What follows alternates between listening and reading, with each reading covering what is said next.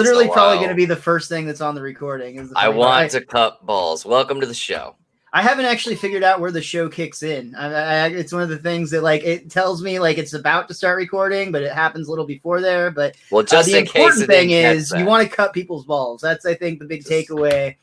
Honestly, you could probably just stop watching right now. In an hour, what we're going to have determined is that balls need cupping. And then that's it. Just do a little hand motion right there.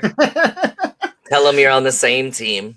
Dude, that's how you got your PlayStation. Now I get it. Honestly, that's how I feel today. Look at that motion. You got that down to perfection, dude. Well, hey, this is Mr. Most Days Off Loves Everything. I usually do a Simpsons show every week where I talk about how much I love The Simpsons, but this is my chance just to talk about other random stuff. Today, returning the show, I've got my buddy Dan Danzy, who last time he was here, we just talked about like how excited we were about the PS5. It had just come into existence. We didn't even know the price yet. We were speculating. We hadn't seen that dope trailer that dropped, or that event with all the trailers that dropped. Two events. Week. Yeah, the two events. So we have a lot to talk about. And apparently, I think at some point this will probably turn into Mr. Most Days Off Hates Everything, including you today, sir. You deserve all of the anger and bad things coming your way. Because I didn't do anything. It just fell into your lap. I got a PS5 pre-order just by having a great friend. That's a good thing to have, though, man, and that goes a long way. But you know what? Before we get into your success story and two of my very frustrating, I love how you call it a success story, like I won a fucking Oscar. Dude, they're gonna make a documentary one day about like you building up all the hard times you had to go through, your rock bottoms, all building up to that day that you got a PS5 pre-order. He was staying up all night to the wee hours of the morning watching The Office, and then on a Friday he woke up at 11:30 and found out he had a PlayStation 5. That's Is that really how it happened? Damn, you're not really. No, I want you to tell the whole story, but I want to build to it. I want to create the suspense. So let's back up. Let's back up 2 weeks before you talk about your pre-order. I want to go all the way back to actually my birthday. PlayStation, I thought Sony was giving me a gift. They announced they did this event with all these wonderful trailers. They had confirmed the fact that the price would in fact be $499 as we had suspected. $399 digital. Final Fantasy 16 looked absolutely amazing. Oh, that whole event. You're a diehard Final Fantasy fan. You commonly say that I believe Final Fantasy VII is your favorite game of all time. I mean, it's the best video game of all time. It is. I've never played it. We've talked about that too. But the point of that is, I got hyped for Final Fantasy 16. I didn't know what it was when it started playing. I'm just like, and then they announced Final Fantasy. Cool. I automatically knew when they showed the first character. I was like, yep. Final Fantasy, because they all have emo hair and just the way they build the characters' eyes. It's just like, yeah, no, this is a Final Fantasy game of some sort.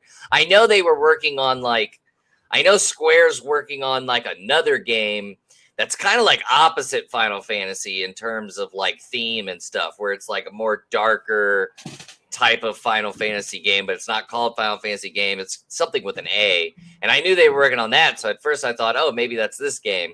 But once, that trailer started kicking in, I was like, okay, this is Final Fantasy 16 and this looks amazing. Was that moment the final nail in the Xbox coffin when that got announced? Was that the last straw, or did it still have life at that point? Man, so Xbox's thing, okay, so they made a great move in buying Bethesda and all the companies involved with Bethesda. Then Phil Spencer made a terrible move and said, well, we're not going to keep these games exclusive. We're going to have Sony have these games too. Just like, okay, buddy. All right. Here's my gold mine. Let me split it with you. But when the trailers hit for that, yeah. I mean, yeah, it's not a nail in the coffin. It's just the beginning of the end for, I think, the Xbox platform. I mean, I'll say I did end up going up to GameStop just in case they got more PS5 pre-orders the day that the Xbox got pre-ordered or came out for pre-orders. And when I got there at 9:30. It opened at 10 that day. there's probably a line of 30 people at the door, and only 7 people walked away with Xboxes that day. So they're really the difference we'll get into is, of course, they actually announced a set time and date and like stuck to it. But realistically, they're having the same issues that PlayStation is in terms of a supply and demand issue. Yeah, and also the way they named their console has confused Oh my God. people. Yeah. They sold a lot of Xbox One X's. Good for them. Somebody. I heard that it was over 1,000% at one point of what their regular sales for that console is. The increase went up 234% sales increase. Somebody needed to buy that fucking thing. But I mean, I don't hate Xbox. I have nothing against Xbox. I'm kind of sad that we're not getting Halo, honestly. Dude, I was checked out of Halo pretty much after Bungie left. Fair, that's fair. I mean, honestly, I'm just remembering my my Halo 2 days. I never really got into Halo 3 or 4. Halo 2 was the last great Halo, and then Halo 3, Bungie was still involved, but they had taken a back seat. It's kind of like that episode of The Office where Michael brings in Isn't The Office? Yeah, he brings in Will Ferrell, you know what I mean? Mm-hmm. And it's just like Michael's fading out, and here comes like the new direction and everything. I've been watching a lot of The Office. I'm sorry. That's reasonable. It's about to be gone. It's about to go. Soak it in while you can, dude. Yeah, you don't want to lose it to NBC. But you know, I don't have anything against Xbox or anything, but like the Xbox fan base saying that PlayStation has no quality is just they are in denial. Like I want them all to remain, you know, because it's just like wrestling. The more competition there is, the better it is for the gamer. But at some point you got to be honest with yourself, though. You know, like, I'm sorry, the Xbox titles are not as good. Well, and Xbox has gotten themselves to a point now too. We've talked about this a little bit off air, but like they've basically built like a really highly restrictive gaming PC. Like, but for the amount of money that you're putting into that, like at that point, I would say if you have a system that's going to have upgradable parts and things of that nature, why not just get into gaming PC where you're going to have a superior system anyway? I've always felt the same way as in terms of like, I know there's like the PC elitists that like they swear by the PC and you're dumb for buying consoles. I've always just said that I like the simplicity of consoles. So like I put disc in, disc plays, boom, I like it. Or cartridge if you go back far enough. With this new Xbox, it just seems like this weird hybrid. And like to your point, they've given away so many of their exclusives that there's really, I mean, like the reason that Nintendo and Sega was so like fiercely competitive was largely built on the backs of Mario and Sonic. Yeah. I mean, those were your team captains. And I mean, you had your, other players, of course, but like without those like big, like rival mascots, it's not as much of a competition. It's like, why would you get both systems at that point? And I think there's no more like mascots anymore. Like, sure, they remaster Crash Bandicoot or Spyro, and they bring Halo back, but there's not really like a mascot that sticks out in the modern era. Mario's still around, and I mean the Switch is a different case though. Nintendo's a different entity altogether, really. But I agree, like Nintendo still is very, I think, character driven, but like Sony's got some really cool exclusives. But did you ever play that PlayStation Battle Royale All-Stars game? It was like the Sony's version of Super Smash Brothers. No, because that's how I saw it. I don't like playing rip-offs of other games. I just don't. I don't like. I like original ideas. That makes sense. I'm with you. I've had no interest, like Nintendo characters. Oh, I've always had interest in making them fight.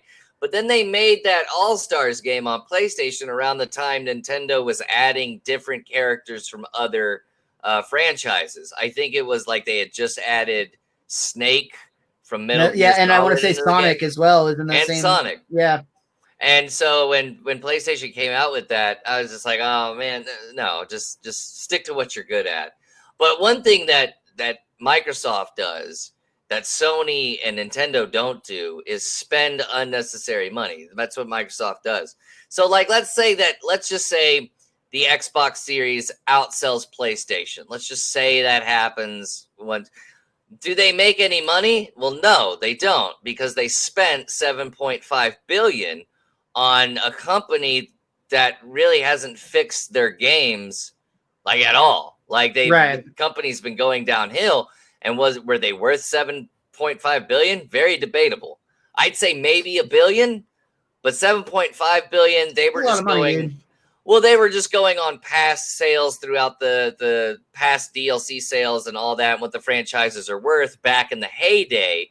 But like Fallout 76 and all the other games they make have taken a downward spiral because they don't fix the bugs in their game. The past releases have been really disappointing. And they've been really aggressive with microtransactions as well, which puts a lot of bad taste in people's mouth. So you're going to spend 7.5 billion, and then you're going to come out with a new console. Well, I mean, are you going to make a profit? No, you're not, unless you sell more than 7.5 billion's worth, which is again a lot of money and a lot of games. Even at $70 instead of $60, that's still a lot of games. And that's not going to happen in 1 month. That's not going to happen in a quarter. You're not going to make over 7.5 billion in a quarter. Sony, there's a lot of people saying, "Hey, buy Konami. Sony should buy Konami." No, I don't think Sony needs to purchase anyone. Sony can just stay the way they are. Sony can make its own IP at this point. I mean, like, again, we were just talking about like the Sony PlayStation All-Stars, and the roster on that game, I think, is proof to what you're saying, where they just don't really have the mascots available. But there are a couple of exceptions to that they could really build on, like Kratos from God of War and Nathan Drake from Uncharted are the two big ones that come to mind. What would Nathan Drake's power be? Nathan Drake's just a dude. Like you're not wrong. His power was like guns and whatnot. But like, you could make the same argument in like the Super Smash Brothers world. There are definitely characters that are like from like canonically speaking, they do not have like the matchup to go up against Mario. Hell, even Mario in a fight really shouldn't be up against like Mega Man, for instance. I don't know, man. Mario's got red turtle shells. And then he has a star, and then he's invincible. He also knows how to drive every vehicle. He knows how to play every sport. Like he's got advantages. He's average. He is the LeBron James of video game characters. But don't dog Mario, or I will leave the. Dude, I love Mario, dude. I've got a Mario tattoo that I'm trying to show that I literally can't put on camera. Oh my god, it's right there. For Mario 3. Okay. It's sideways, so it looks like It looked like angle my arm right, but that's Mario. It looked like a squid eating pasta, which I kind of want that tattoo now. I'm also a pastafarian, so that's fair. No, Pastafarian. But like I love Mario as a character, and I'm just saying, like, if you think about like their actual powers, there's some battles that'll make sense. But I agree with you. Then that's kind of the point with Nathan Drake. He's just a dude, right? Just a dude. And he's a really cool dude, but like there are limitations to him being a human being character versus a talking hedgehog or a magical plumber.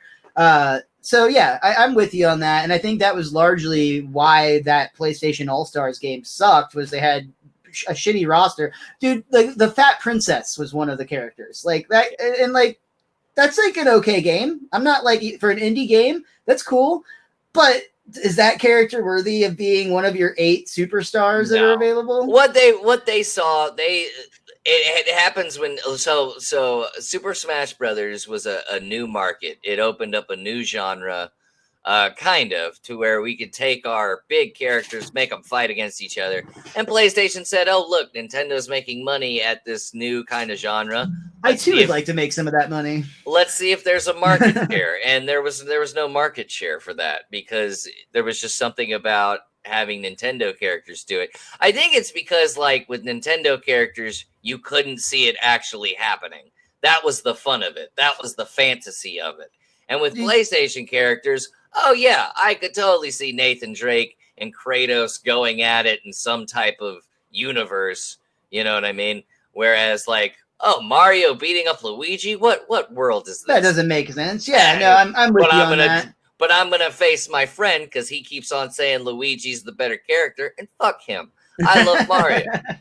Even So, that, yeah. like, or I don't want to get too off topic because we could obviously we need to talk about Smash Brothers one day. But that like very first 64 commercial where it was literally real life people in costumes Yeah. skipping to the like you and me and you so happy together. Yeah, like Yeah. that was like the most hype commercial ever. Like people are just like like because they actually had these actors like pretending to fight in a park, and immediately that was like, oh, I understand this concept. Like Then back in the 90s, they had Paul Rudd introduced, like Paul Rudd was in a commercial for Super Nintendo. Or he was, yeah, yeah, he yeah. sure was. Nintendo's Yeah. always been good at the marketing side of things. They just know what clicks with people.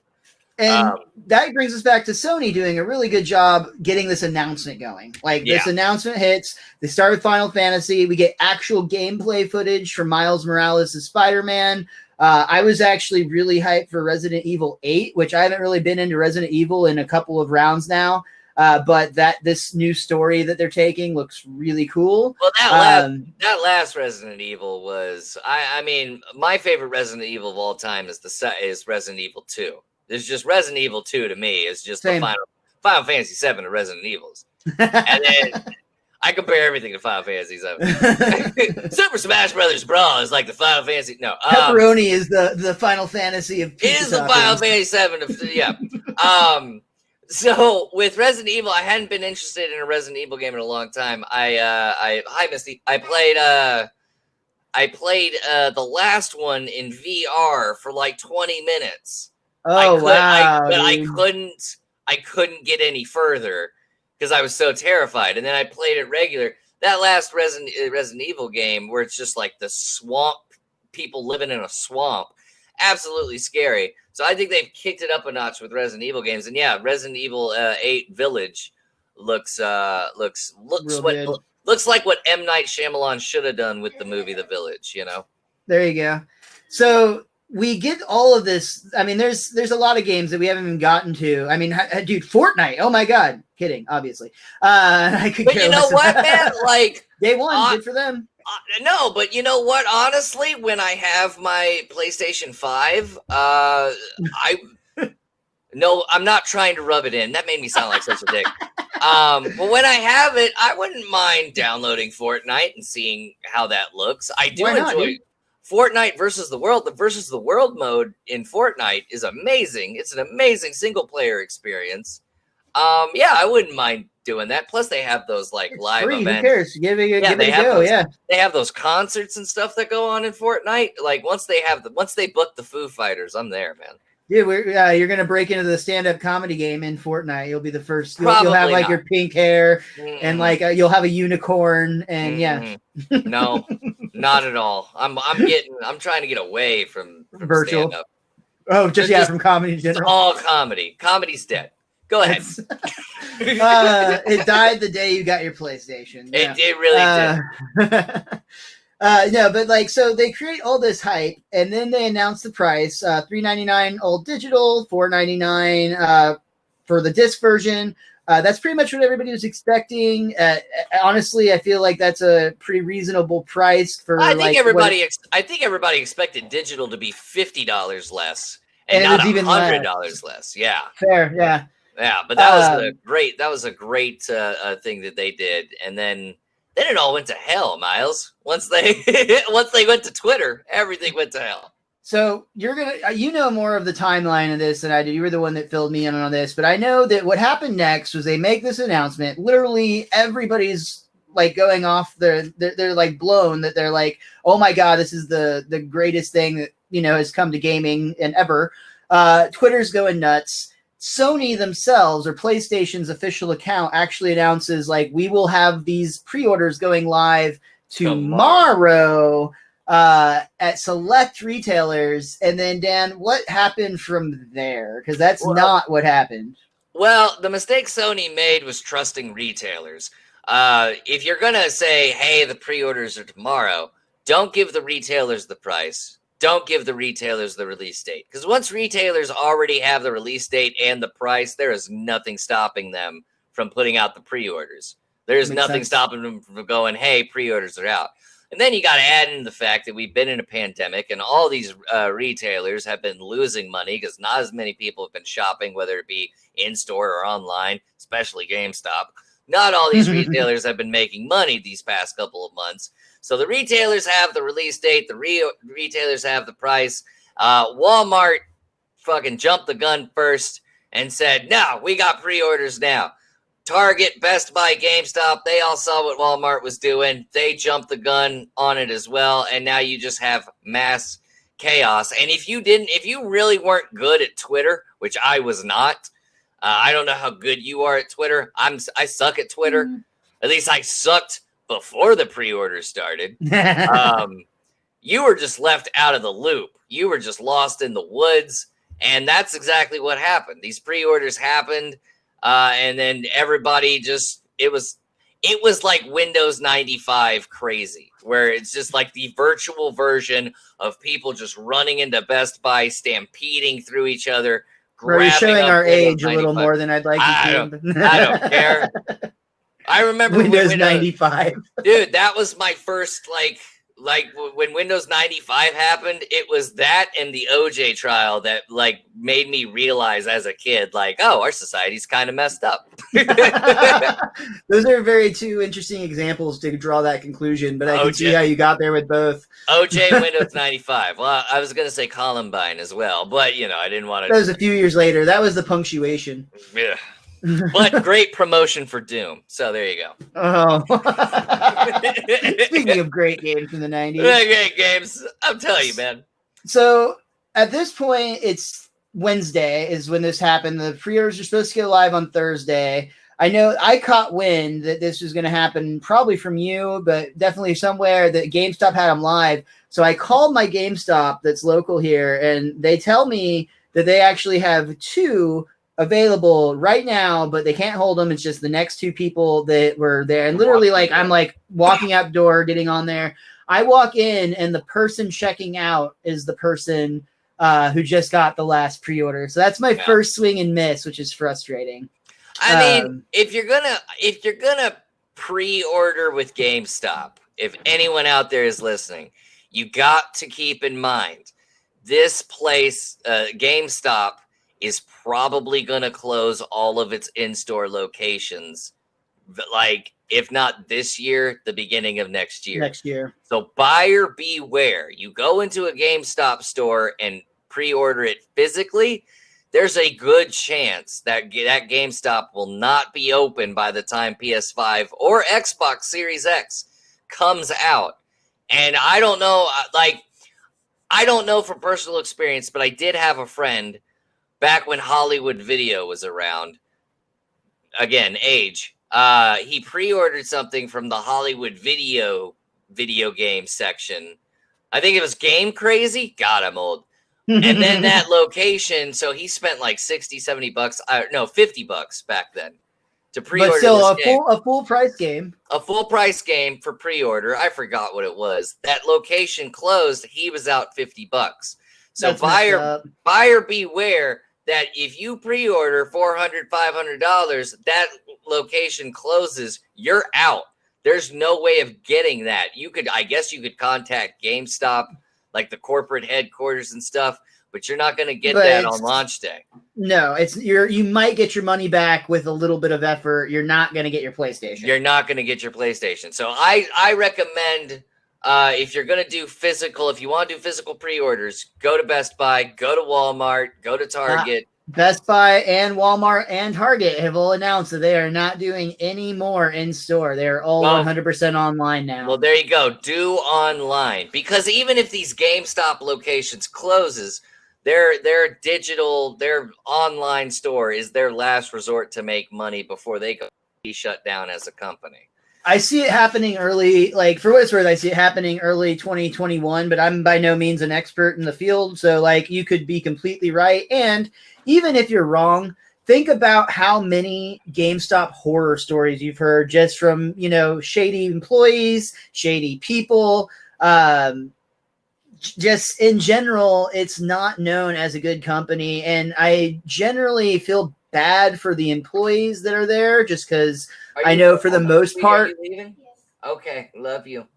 Sorry. Bye, Misty.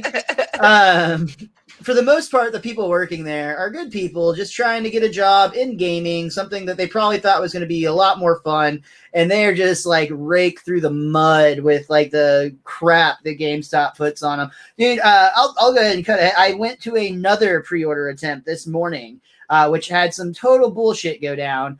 Long story short, they got eight consoles, and I ended up being ninth because there is a person in front of me who, like, when the store employee got there, a woman got out of his car and came and joined him, and he's like, "Oh, that's my wife." So I'm like, okay, but like not gonna get a console, same thing. But then when they came through, she also got a console, and all they could do is check their IDs, and since their IDs didn't have the same address, they're like, "I'm sorry, I can't do anything about it." I'm like, I was in line for I was literally there for like 2.5 hours. As the 8th person in line, thinking I was going to be the 8th person, to get like the console or whatever. People leaving and coming and being turned away as they go, but like that type of bullshit. But here's the part that I was going to point out: the day that they announced that they were going to have these PS5, the day that they had like a line of people wrapped around the building, they had one employee open the store, and it was probably a girl who was like 18, maybe 19 years old, dealing with irate people. Like I wasn't mean to her at all, because like, not her fault in any way. She checked their ID, she did everything she could, but like everybody there is just like, a raving lunatic. And she's like probably making like $8 an hour. Like she's played that dancing game and probably Little Nightmares. She doesn't have a clue about. Yeah, no, that's terrible. I felt bad for her, but like more so, I felt mad at the like GameStop company that would allow one, and like you should never be put in a position as like a retail employee where you're going to be that outnumbered by a mob, and it's going to happen. It's not a surprise. There were literally people driving around from other locations, like we got 4 here, we got 6 here, we got 8 over here, and like one of the locations, the other GameStop in town. Apparently they had like 30 to 40 people outside, and they thought they were getting 8. They only got 4. So like, that's just a recipe for disaster. I mean, that's why I like doing it in the comfort of my own home. I mean, if I didn't get it today and I got it simply because my friend, his email got picked for the second round of emails. And he's not planning on getting a PlayStation anytime soon. He got an Xbox. He got the Series X pre-order day one. He got lucky with that. Yeah, dude. And he was just like, "Hey, I got the PlayStation email. Do you want me to get it for you? And you just pay me through Venmo?" I was like, "Yeah." But I wasn't expecting him to actually, That's incredible, dude. That's so lightning striking twice that he was actually able to get it. In fact, when I didn't think he got it because like noon or whatever the time was had hit, and he hadn't sent me a message. So I was like, oh, okay. Because it was just like 12:30, 12:45 at this point. So I was like, oh, he didn't get it and he doesn't want to tell me. So I'm just going to make this easy. I was like, oh, no luck, huh? And then he just sent me a picture that it was ordered, and I freaked out and everything. But had that not had happened, I had Amazon, Walmart, Best Buy open on tabs, and I was just waiting for refresh. I literally was just waiting for the tweet from Wario64 on Twitter that the pre-order was available at this site. Go to that tab, hit refresh, hit checkout, and I had everything set up with accounts and stuff. So all I would have to hit would be add to cart, checkout. That's it. And that's my best advice to give. So start a Walmart account, start a Best Buy account, start an Amazon account. Just get all your information plugged in immediately, and even with all that, be prepared to have it not go well. Because on Best Buy, I've been as far as we both, I think. Yeah. I've actually been to the point where I had it in my cart, had everything selected, and would hit checkout, and it would just freeze out and like loop out a timeout or whatever. And yeah, it's super frustrating. But yeah, I agree. Have all that information like preloaded. But like, it's also just so absurd, dude. Because like, actually, while I was in line this morning, we got word that the GameStops online actually went on sale. So everybody's out there with their cell phone trying to get on the website. Now, to be fair, when they first launched, it literally just completely crashed GameStop's site. Like it completely melted their servers. I'm sure of it. Today they kind of had this like you're in a virtual waiting queue sort of thing. But I was told that it was approximately 45 seconds is how long it took for those GameStop online to go, essentially. Which it's like the last time we tried together was Walmart. We were both trying to buy one about a week ago, and that was like 20 seconds. Yeah. It's lightning. I mean, really, it's all luck of the click right now. I mean, I say that, and I have one now, so I'm just happy I can get back to streaming because it's taken away from what I do on my computer, which is stream, create videos and stuff. I've had to watch all these retailers and read Twitter and just make sure. You can't really dive into a gaming session while you're not like I can watch. I can't stream Tony Hawk, for 3 hours without keeping my eye, I can't do that at the same time. But man, that's just, if you think this is crazy, man, just wait until PlayStation 6 or Xbox Series Z or some shit, or Xbox One Series 5X 7. Go ahead. No, you're good. What's the last console you actually remember buying at launch? Well, I didn't get PS4 at launch. I didn't get that at launch. What did I get? I want to say it was PlayStation 3. Yeah, it was PlayStation 3. I got that at launch. I also got PS3 at launch. At that time, I was in college. I was broke as hell. I bought it on a credit card, and it was entirely with the intent to flip it. And I ended up being one of the people that like got my ad removed from eBay because I didn't list it properly, and like just completely ruined it. And like it was I spent like 12 hours in a Walmart. First we all show up and they did a lottery, and I just happened to be one of the people. And then like they put us in the back room, like back where there used to be back in the day, it was like a layaway, like where you go put stuff on layaway in like the back of every Walmart. Now it's just like a weird bathroom. But that's actually where they had us like waiting for the system. And again, we were there for like ever. And then I buy this thing, and I was like, I barely was able to like make anything off of it basically. Cause, I wasn't one of the first people that got it up for like $1,000, which by the way is happening again, almost immediately after the pre-orders went live. You already started seeing eBay ads going up for $1,000, $1,500. Now, are these selling? I don't know. They sell to stupid people. That's the thing. So when you get a pre-order from eBay, you have to trust that seller. Now, if the seller's got a good reputation, cool. But if you're expecting it on launch day, it's not going to happen. Because the first thing that needs to happen is they have to have it shipped to them, and then they have to ship it to you. Keep in mind, they're not nearly as highly motivated to make sure that it gets to you quickly as you are motivated to get it. They're I'll get it in the mail when I get in the mail. Unless they're a good person, If someone paid me $1,000 for my PS5 I'd want to get that so shipped as quickly as possible. Yeah, I would try to get it to them at a convenient time. My friend who helped me, the PlayStation is being shipped over to him, and then he's actually, when he gets it, he's driving to my place to deliver it to me, and we're going to sit down, we're going to chill and check it out and stuff. But that's awesome. Well, he's like 20 minutes away now. But still, that's a hella good friend right there, dude. Honestly, I was taken back completely by it. I couldn't believe his generosity through everything, just to, all that stuff. But he is not getting it. I mean, it said on his that it's either gonna be at his door at launch day or be shipped at launch day. Which I don't. Is it actually coming direct from Sony? Is that how coming direct from Sony? That's pretty legit right there, dude. And it's the digital, which is the one I wanted. He knew which one I wanted. And yeah, I already pre-ordered the one of the only accessories available, which is the HD camera, the HD I'm going to need you to go ahead and grab a second controller because I have a feeling I'm going to be at your place on the 12th or the 13th or the 14th. I want to grab a second controller, but at the same time, like, really none of the games that are being put out on launch, none of them are multiplayer games. None of them are really strong multiplayer games. Agreed, yeah. You know? So there, for me, there was no need to get another controller. Plus, it's not like my wife plays with me, you know?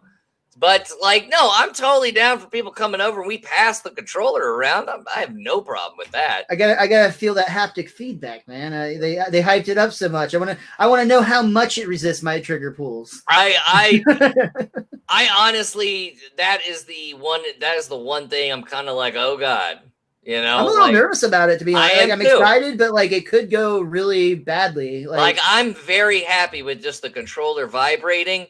I don't know what this controller is going to do. And you bring up like it does a lot. But I can see the appeal. Like Resident Evil 8, for example, you're playing the game. I imagine the way they described it, I took it as like if you're playing a game and spiders show up, you're going to get tingly feelings in your hand. Oh, that's cool. Just to creep you out. That's how I took it. But yeah, I ordered the HD camera, the HD PlayStation 5 camera, because I don't know, and this is for streamers out there, I know that there's going to be a PlayStation 5 remote play, which is how most streamers stream PlayStation. If not, they do a capture card. But because capture cards, they don't pick up 4K, a lot of them don't pick up 4K HDMI cables. Capture card on PlayStation 5 would be kind of pointless and useless. So we know there's going to be a PS5 remote play. We just don't know when. I've read everything from it's going to be day of to first week to first month of. So I got the PlayStation 5 HD camera just so I could stream through PlayStation on Twitch. It would be very elementary, but it's an upgrade from the PlayStation 4 camera. It's a mirrorless camera, which is how most streamers do it with the DSLR cameras. It's going to be very, very good quality. I've got the post-up green screen. But that was just to ensure that right when I get a PS5, hey, I'm streaming whatever. And that's going to be huge, honestly. Like for like that's one of the things we've talked about. Like I don't stream nearly as consistently as you do, and I do just stream. I have the PS4 camera. Very elementary is a very perfect way to put it. I don't put much effort into it at all. I try to make sure my house is in a complete mess in the background. Like that's like the limit. Like push all the shit to the side so that you don't see how I live. But like I mean, I was about to do that today, and then I just said fuck it. Like I feel you, dude. I literally just left the green screen up, even though I'm like I'm doing another thing after this where I need the green screen, and I didn't want to take it down in between. So I'm like, okay. But yeah, regardless, that's how I stream. But even like if I do end up getting a PS5 day one, I'm more motivated to stream then, just because it feels like the right time to get into streaming. For people that have thought about it. And I really like your the attitude isn't gonna be the word I was gonna use. That's very 90s. That's in tune with you. But I meant to say more just like the style of your channel, or it's very, you just feel like you're almost sitting down hanging out with a friend on a couch. Like you're just thank you, man. Chatting. And I like that you have like a community built up around that with Red Nebula Productions. Is that right? Pictures. Excuse me.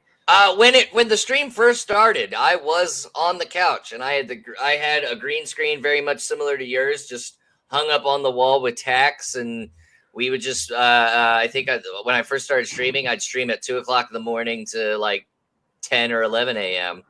And I don't know why I did it like that, but it was very much just me being on the couch with my dog and just playing video games. So I'm glad that mood, that vibe is still picked up. Mood is the word I was looking for. That's what I was trying to say when I said attitude. It's only 4 letters. But no, I'm glad that vibe, that mood still shows, because that's just the mood and vibe. I don't want to give off the vibe or the mood that is just like, hey, give me your money.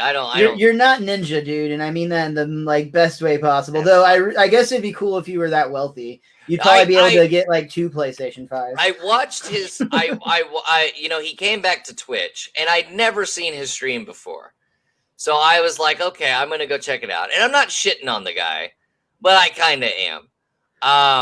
I don't see why people put so much money into a guy who does not interact with his chat at all.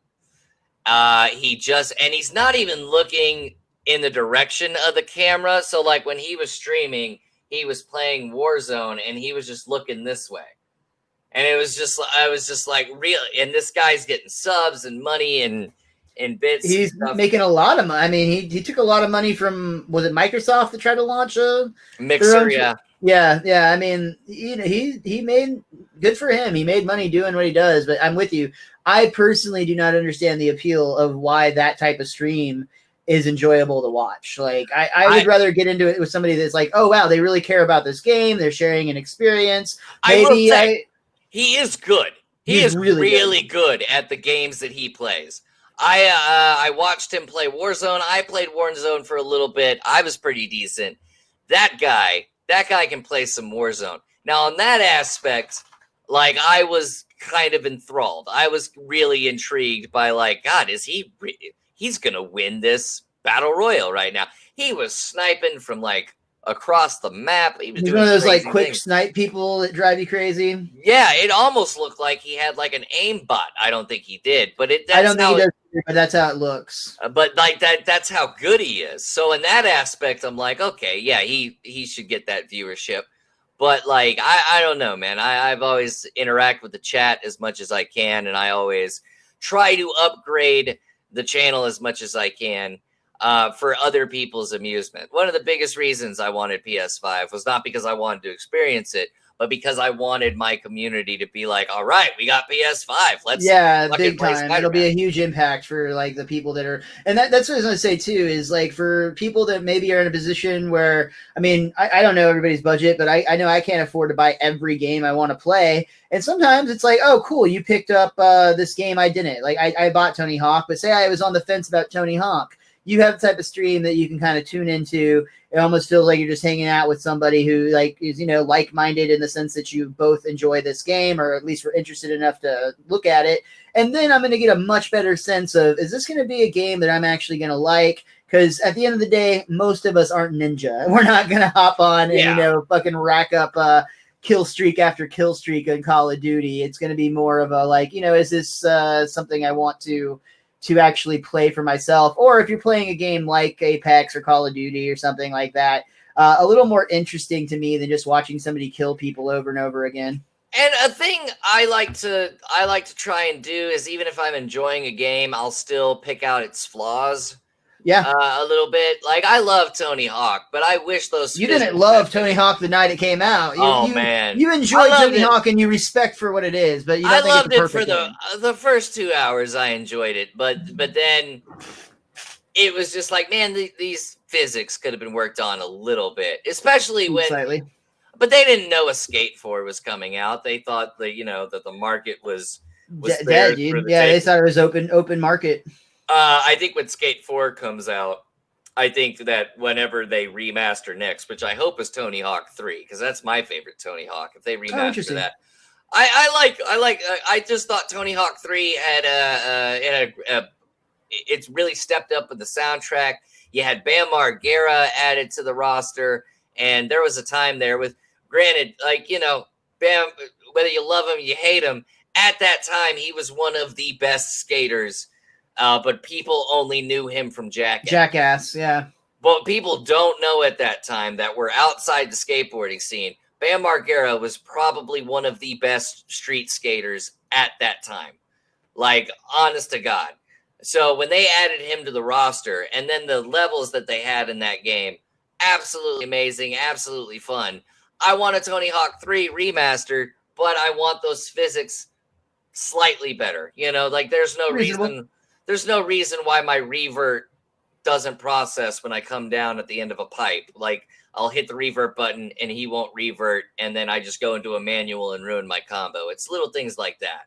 And hopefully that'll be one of those games that they'll do the free upgrade with. So when you have your PS5, you'll be able to experience with the haptic feedback as you like get wobbly, it'll like start shaking your controller and whatnot. I don't even know what the word haptic means. Don't you just hate it when they announce new terms? And But you're like "Well, so into it. I think I've dropped it into this conversation 3 times just because I'm like that into it. I'm like, dude, it's haptic. It's haptic, bro. It's Come haptic. on. I don't know what that means. It's gonna be off the haptic, all right? Like if relax. they would have said the adapting controller, I would have gotten excited. They said haptic. I was like, oh, I don't know what that word means. I'm getting a PS5. It's an educational purchase at this point. I think they shouldn't be so reliant on upgrading PS4 games. I know that might be a hot take. I think, those games are done. Upgrade the titles that are coming out like right now, like Cyberpunk, what have you. But don't so much focus on upgrading, Release these new games. Like Gearbox has got a cool game coming out called Godfall. I don't think many people have seen this game. I have not. I'll have to check out a trailer. Check out a trailer for Godfall. Gearbox is a great company. We're talking about the people behind Borderlands, right? Borderlands, yeah. Yeah. Great company. Great company. They put out games better than Borderlands that don't get any press at all. And Godfall, for me, it's looking like it could be a Game of the Year contender. They only have gameplay trailer, though. They're not giving anything about the story. It's just gameplay trailer. And it really looks like a fun hack and slash RPG type of multiplayer. It looks multiplayer as well. Is this going to be on PS5 exclusive PS5. or both? Okay, interesting. I don't know if it's exclusive, but it's definitely going to be on the next gen. Yeah. All right. So let's go back to our pre-order talk for just a little bit because we've got probably about 15 minutes left, and I want to get into like the error if there was any. So I guess that's my question. In your opinion, was this pre-order flawed? Was it botched, if you will? And if so, whose fault is it? If there was any botch, okay, so if we're going to call it a botch by technical standpoint, okay, then there was a botch on satisfaction, and it was the retailer's fault. But in order for it to be a complete botch, that would mean that no pre-orders were sold, all the servers crashed, no money was made. Money was made. Lots of money was made. Pre-orders were had. Everyone was talking about Sony. Everyone was talking about PlayStation 5. I didn't see any articles about Xbox Series X during their pre-order because they did it in a constructed way to where you're not reading Twitter headlines on like, oh, Xbox Series X sells out. What headlines are you reading? Xbox One X sells 234%. People got confused. Whatever. PlayStation, everything that happened worked out well for PlayStation because their names were in the news. It was kind of like, the king takes his throne, So this is there's no really such thing as bad press type of situation. No such thing. It's in our social bubble right now. Now the botch occurred in customer satisfaction. You had people going, well, I'm just going to get the Xbox Series X, which is like, fine, dude. Really? Go ahead. Oh, is that really a reaction people I read comments, I read tweets. People were so upset that they couldn't get that immediate gratification. I'm upset. I want my gratification, but like at no point would I think, oh, I'm going to get them. I'll get an Xbox instead. People are petty. And also, I haven't gone back to those people's Twitters and I haven't, gone back to those people's comments. They probably waited for Xbox Series X and the same thing happened even in a more constructed pre-order release. Yeah. So they probably jumped back to PlayStation. But this is that really better? I mean, like, did Xbox really, at the end of the day, to your point, PlayStation has been the one in the headline. So did Xbox, by like trying to dunk on Sony by we're going to have a much cleaner pre-order event, was that really a better for the company situation? I don't think it was a dunk.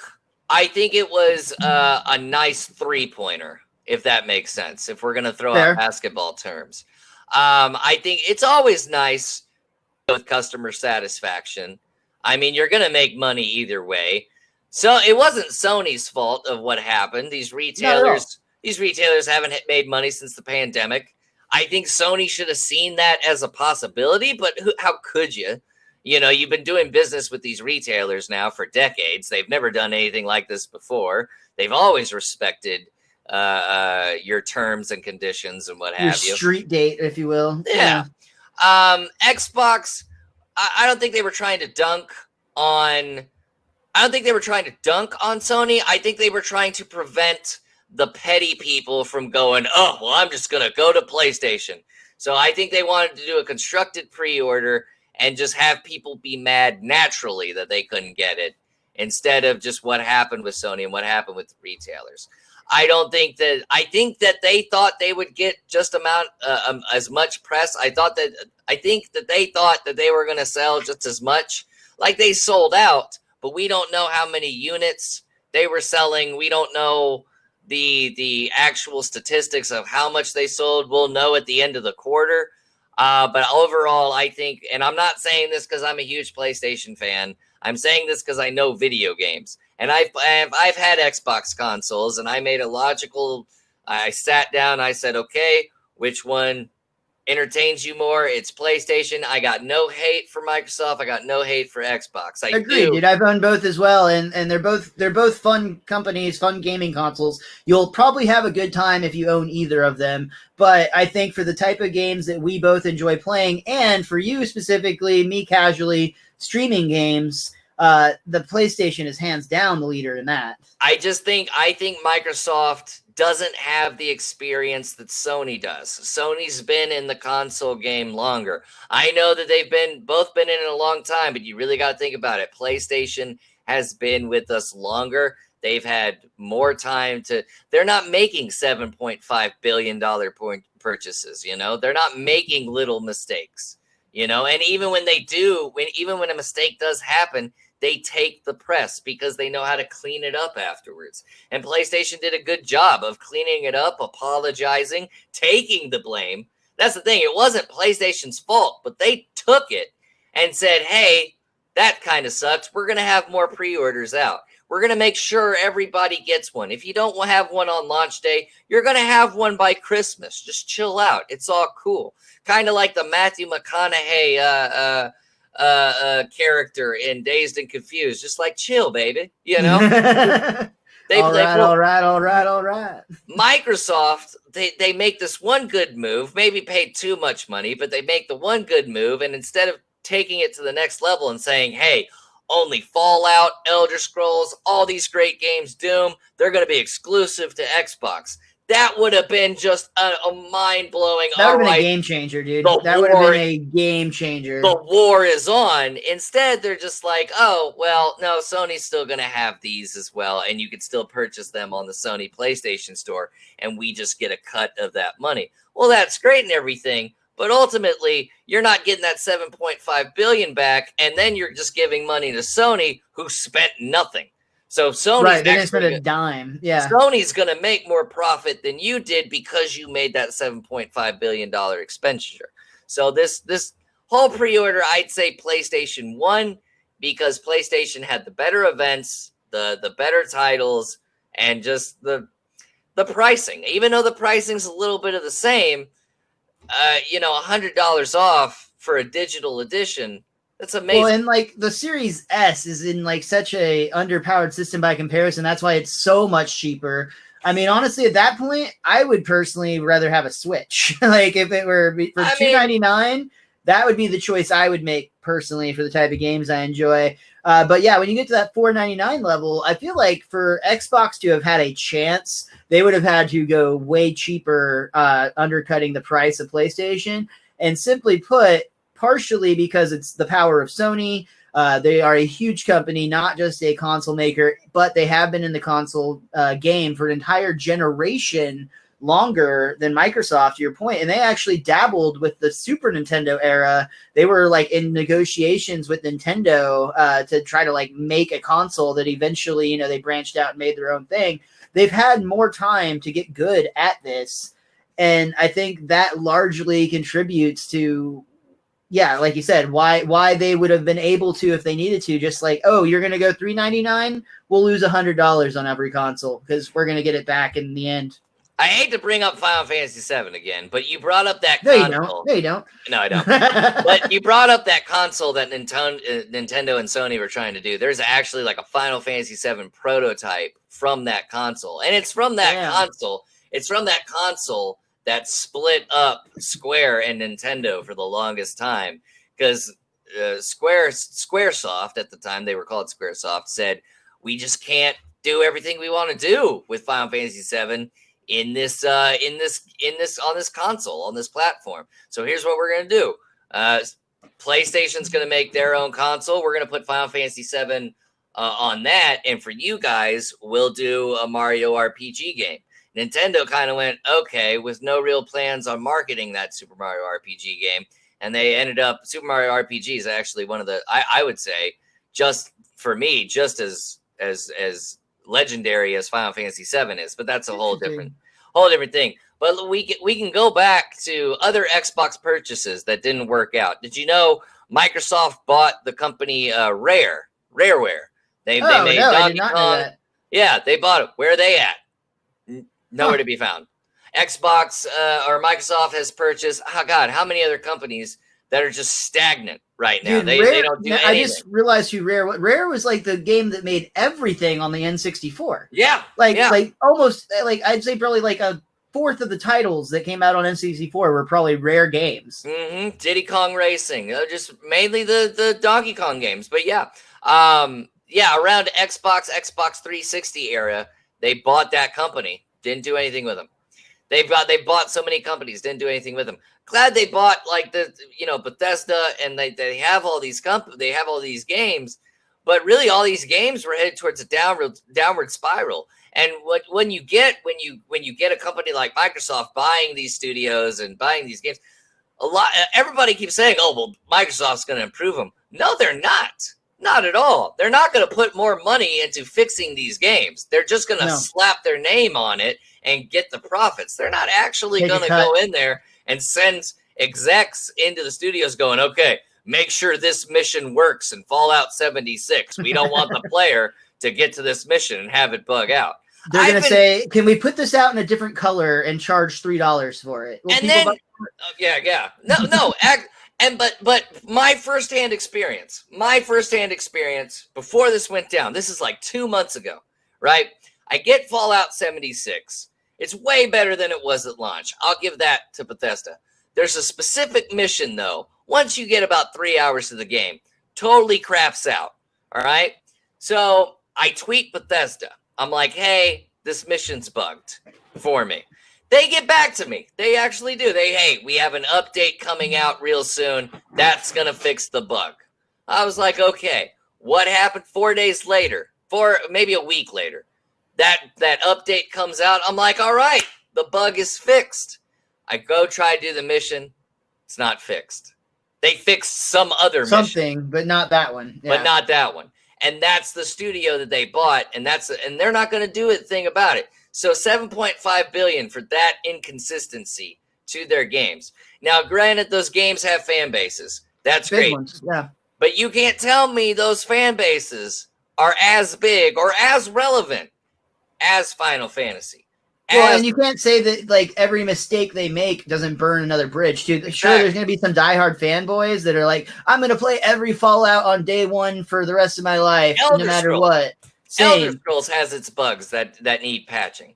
But there's people that will play it hundreds of hours. So, like, I mean, they make good games, but they do not make flawless games, and they're not going to get cleaned up, to your point, because they've got Microsoft money. And the fan bases of the PS5 titles. I mean, Final Fantasy, Resident Evil, God of War, Marvel, not Spider-Man, Marvel.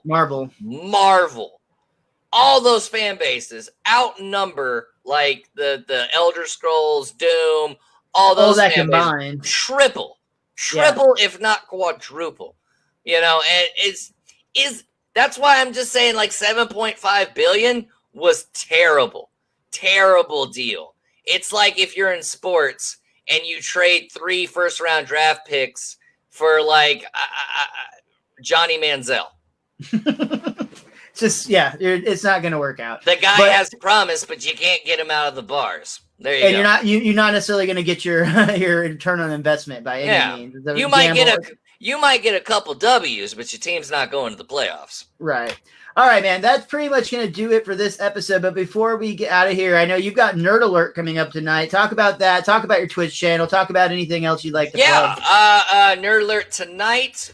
We are going to do a first reaction to the WandaVision trailer. We're going to do a live reaction, Misty and I, and then that's going to be up on YouTube later. We've got the big announcement that the PS5 is coming to the channel. Congratulations again. My community doesn't know unless they're watching right now. They are in for a total shocker. Hell yeah. And then we're going to talk about, today it was announced Samuel L. Jackson's Nick Fury is getting his own Marvel show. So we're going to talk about that. Oh, I didn't hear that yet. Yep. And pretty much what else is going on in the news. I could have had it pulled up in front of me. But we're also going to be talking about Xbox and making notes that more people bought an Xbox One X than they did the Series X. Because that's what a fortunate day for Microsoft. Fucking hilarious, just hilarious. It's like when I told my grandmother to go get me WWF SmackDown 2 Know Your Role. I wanted that for Christmas. What did you end up with? The first fucking SmackDown. And she probably thought she got such a deal on it too. Oh, it was only $20. I was like, Grandma, this is the first one. I already have this. It's like sending a 70-year-old to Walmart to get you a video game. That's what it is. But yeah, we're going to be doing more stuff on Nerd Alert. We got so much stuff coming in. We got more interviews coming in for this season of Nerd Alert. Also on the Twitch channel, while we're waiting for PlayStation 5, we're playing Tony Hawk and we're playing Super Mario or Mario 3D All-Stars. And we're adding more games to the channel, just a more variety of games. I'm thinking about getting back into Octopath Traveler on Switch. I'm thinking I've heard really good things about that one. It's good. It is a beautiful, beautiful game. It's just really grindy. But, going to the PlayStation Store and we're just adding more games every day. But yeah, we're back to a regular stream schedule now that I got a PS5 coming and I don't need to be on the computer and on the phone and scouting and all that stuff. Back to the regular schedule. Miles will probably be joining us on Tony Hawk sometime soon. Hell yeah. Play some online. I've already platinumed. Like I got the 10 Platinum Parks challenge done. Damn, dude. Yeah, good job, dude. So we're just going to be trying to beat those challenges on Tony Hawk. But yeah, Nerd Alert tonight. We start streaming at 6:30 with the pre-show, and then the episode starts at 7 p.m. Awesome, man. Twitch.tv/Red Nebula Pictures. There we go. Go hang out with Dan. It's a good time. I'm at Mr. Most Days Off pretty much everywhere. I do a weekly Simpsons podcast, the Best Darn Diddly Review Show. You can find that at bestdarndiddly.com. That's DIDDLY. For now, stick with Fandom Friday until you switch over and check out Nerd Alert later. I will see you next week when I'm talking about, my buddy just wrote a book. We're going to be talking about his book. It's How Much Do You Tip an Exorcist? Interview the author about that process. How much do you tip an exorcist? That is the name of his book. It's like this fun, like comedy horror book. Okay. It's short horror stories, funny comics. It's a really cool. I'm about halfway through it right now. That's hilarious. I'll have Patrick Rahal here next week to talk about that. And until next time, be cromulent to each other.